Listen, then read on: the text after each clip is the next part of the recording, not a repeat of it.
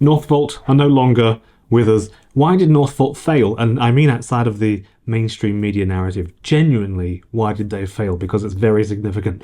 Could it have been avoided? And what does it mean for Europe's EV battery industry, which is basically non-existent at all anyway?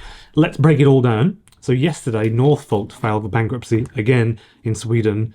So it's the first time in Sweden. They did it last year, I think in November, in the US, after 55 billion US dollars in contracts, some of them which were cancelled, and $20 billion in valuation. So that's what they think it's worth as a company as of last year, at the end of last year. And Europe's only tangible hope, in my opinion, for meaningfully producing batteries in the next 5 years, so this century. How did Northvolt collapse that quickly? How did it collapse? So Northvolt was supposed to be a homegrown champion that could take on Chinese giants like CATL, but after years of really aggressive expansion, financial troubles, and some of which I've reported on, and also production failures, it has officially filed for bankruptcy in Sweden. And in short, this is really bad. This is nothing but sad. It's a painful truth. And I think a lot of people will be quite devastated about it because it was the only real hope that we had here in Europe to produce batteries. There are no other companies. Actually, CATL are actually building a plant in Europe in the coming future, in the next couple of years. So, I mean, the Chinese manufacturers are coming to Europe. If you want my honest opinion, the EU and Sweden are largely to blame for not getting on board and supporting them with cold hard cash. The Chinese state did this with BYD, and they've done very, very well. Also, BYD had some very good business people in it, and they've got some very good business wit as well. I think that's important. But they also gave them billions and billions of US dollars, equivalent of US dollars. Obviously, it was in Chinese money. Hey folks, thank you very much for joining me. I'm Ben Alexander, and I make EV news videos almost every day, but I try to offer a more meaningful insight into what is going on rather than simply parroting all the other media outlets and just whatever they're saying. So the channel has been growing really quickly. Thank you very much for all of the subscribers, hundreds of subscribers in the last 2 or 3 days actually. And yeah, thank you for joining everybody. There is also a Facebook group that I'll put in the description below. You can join that, and I should probably start mentioning that because people don't really know it's there, but there are a few people on it, and occasionally somebody posts in there, and there will be a new website coming as well. Northvolt was founded with the goal of making Europe self-sufficient in battery production, and also they wanted to recycle a lot of batteries. So the batteries that are produced, how can we harvest the stuff in those batteries to remake another battery? Really, really clever idea. The company secured massive backing from Volkswagen, Goldman Sachs, and the Swedish government at first, but it never really came through. Some contracts were cancelled, and it is at its peak. Northvolt had secured $55 billion worth of contracts from major automakers such as Volkswagen, and yeah, they were planning gigafactories in Sweden, Germany, and Canada. And it also aimed for a stock market listing with a $20 billion US valuation. So Northvolt's ambition was really simple, in essence: compete with CATL in China and LG Energy Solution by rapidly expanding its production capacity as quick as they could. The European Union backed this vision, seeing Northvolt as crucial to reducing dependence on China, but they just didn't give any money or make any meaningful deal with Northvolt. Neither did the Swedish state at all. So for Northvolt, moving too fast came at a cost, I think, expanding into multiple technologies, lithium-ion, lithium metal batteries for aircraft as well, battery recycling, spreading their resources, which, to be fair, they didn't have many of anyway in the first place, and you know, which basically was the main reason offered by the mainstream media. They've got so many resources, they're trying to do too much at once. Full stop. That's it. But I don't think that's the truth, really. That's a part of it, but I don't think it's the truth. So they were building up to 6 factories and plants at the same time at one point in time.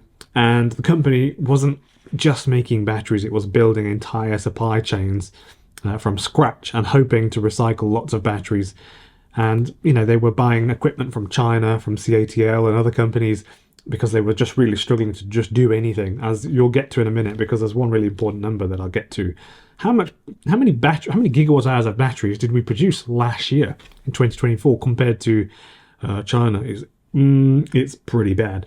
So by early 2024, Northvolt had open factories but struggled with operational issues. Reports of faulty battery cells and machine failures as well, and slow deliveries began surfacing. BMW cancelled a really big order, €2 billion order, and that was because of quality issues. This triggered a chain reaction, funding deals that were collapsing. There were several that I know of. Northvolt was forced to lay off 1,600 employees, so then they only had, I think it was down to 5,000 employees last year. The contract with BMW and Volkswagen was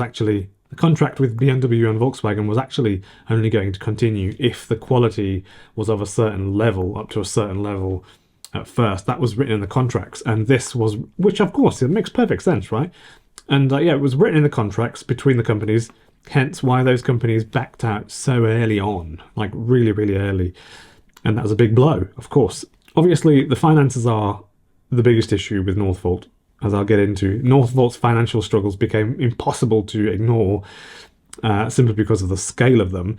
Losses tripled in 2022 to 2023. The losses tripled, so they were already bad in 2021, 2022, 2023. They tripled to $1.03 billion in losses in 1 year. So investors lost any surviving confidence that it would actually work, and the company failed to raise new funding. And of course, how do you raise that sort of money? That's a lot of money. So in November 2024, it attempted a US Chapter 11 bankruptcy filing, hoping for a last-minute rescue. And by March 2025, really, they had properly no money to just pay salaries or do anything, so they've properly had to close. The company filed for bankruptcy in Sweden, in Stockholm. Its German and North American divisions remain partly operational. Its core businesses, Northvolt ET and Northvolt AB, and its research and development branches are now insolvent. And trustee will now attempt to sell all the stuff, basically salvage jobs where possible, sell off assets, sell off machines and things like that. So this really is the end. It's really sad, honestly. So Northvolt's failure isn't just about Northvolt, I don't think. So why would I say that? It raises really big questions about Europe's industrial strategy and what they are actually doing. And the European Union say they want to produce 550 gigawatt hours of batteries by 2030. But with Northvolt gone, which is its only real hope, that target looks frankly not realistic at all. Pause it now, write in the comments how many gigawatt hours of battery you think last year in 2024 we produced in Europe. 10.8 gigawatt hours compared to what they're doing in China, which I'll get into in a second.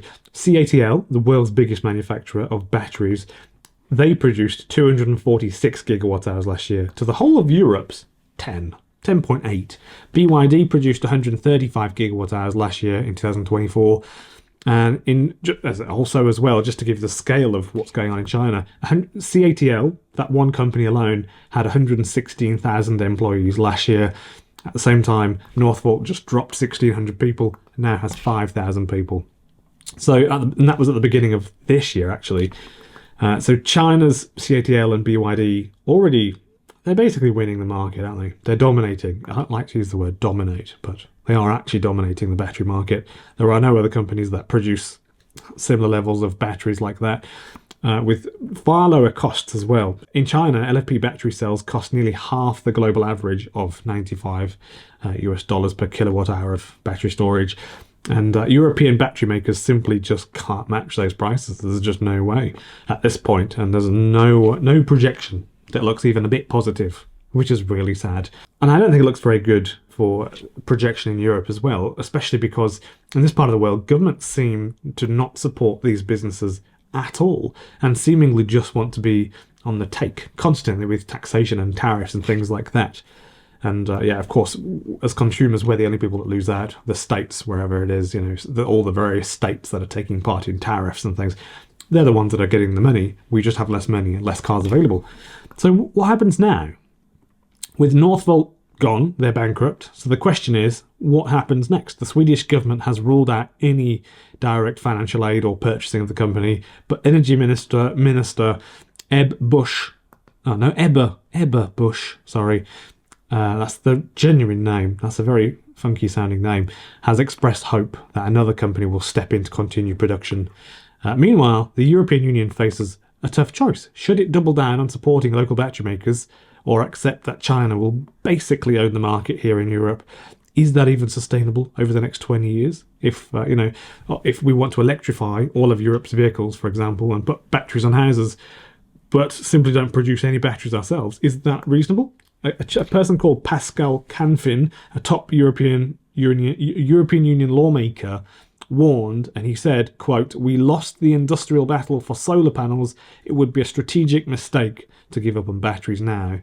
And I think that's a really important point. It really would be a terrible thing. We would kind of have nothing to really offer them, I suppose, in return. The world needs to get something from the European Union.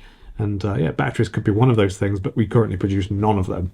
But without a competitive cost structure, any real attempt to reproduce batteries, European battery makers may struggle to survive or even get off the ground, I would argue. And I would also argue that the next company to buy Northvolt now has a significant leg up, because they can purchase a cheap company that already has buildings and factories and connections and staff, and has already had lots of time and resources chucked into it, and they can buy that for a fraction of the cost. And the next company or owner can swoop in now and be well ahead from the get-go the moment they purchase it. So I think, the next big question is, can Europe build a new battery leader, or is it the beginning of an even bigger shift toward reliance on Chinese manufacturers? Let me know, please, in the comments. And should the European Union step in to save companies like Northvolt or anything that may come up in the future? So if you found this breakdown even a bit useful, please consider subscribing, and I will see you in the next video, most likely tomorrow.